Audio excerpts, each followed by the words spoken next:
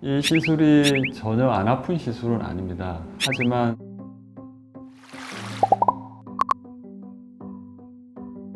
상담하다 보면 가장 환자분들이 많이 걱정하시는 게 통증 부분에 대해서 많이 걱정하시거든요. 일단 제가 말씀드리고 싶은 거는 이 시술이 전혀 안 아픈 시술은 아닙니다. 하지만 제가 수면 마취를 하지 않고 국소 마취를 하는 이유가 있거든요.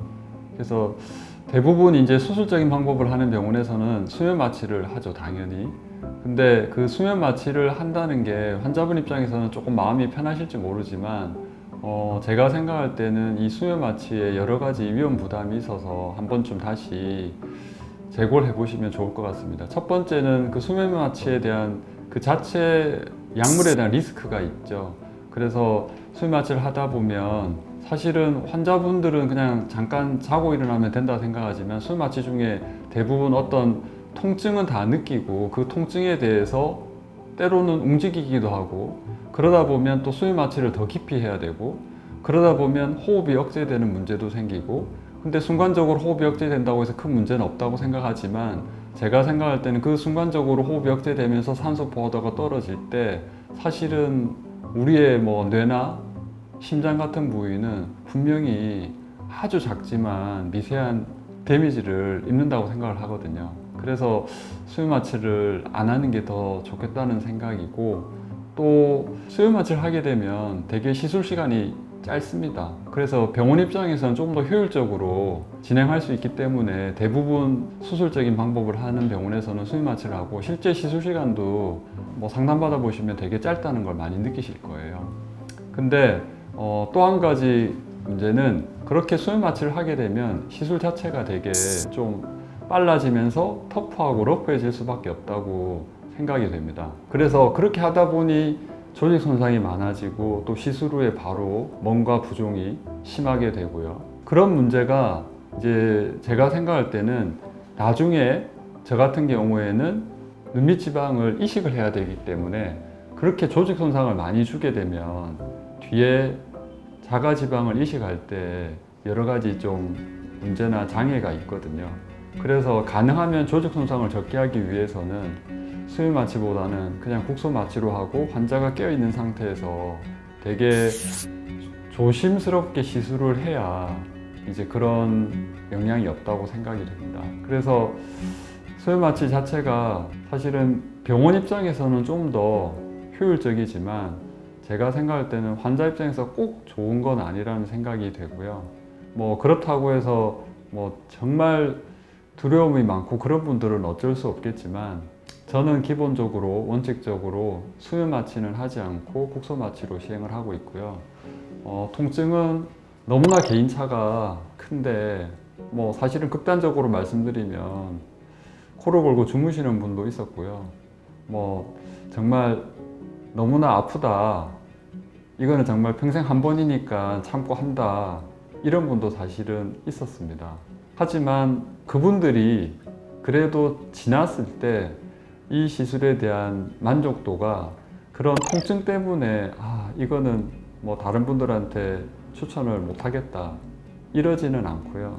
되게 그렇게 하셨던 분들도 사실은 만족하시고 지인이나 가족분들을 소개시켜 주시기 때문에 제 생각에는 뭐 통증 때문에 두려워서 이 시술을 못 받겠다 이거는 아닌 것 같고요.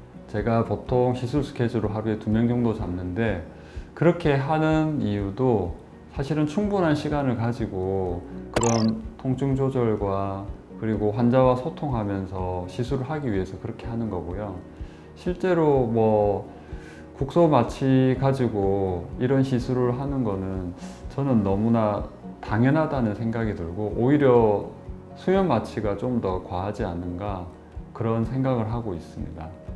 두 번째는 이제 부작용에 대해서 많이 이제 걱정하시는데 이 시술에 대해서 제일 큰 부작용은 제가 생각할 때 뒤늦게 생기는 출혈과 그 출혈로 인한 멍이라고 생각이 되고요. 제가 가능하면 조직 손상을 적게 하기 위해서 국소 마취를 하고 그리고 충분한 시술 시간을 가지고 아주 섬세하게 천천히 시술을 하는데 그렇게 지혈이 잘 되어서 시술 직후에 보면 거의 멍드는 경우는 없거든요. 근데 집에 돌아가셔서 하루 이틀 내에 뒤늦게 아주 드물게 멍이 드는 경우가 있습니다.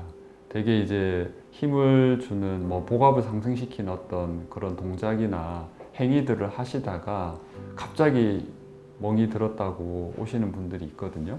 그 멍 자체가 사실은 시술의 결과에 큰 영향을 미치지는 않습니다.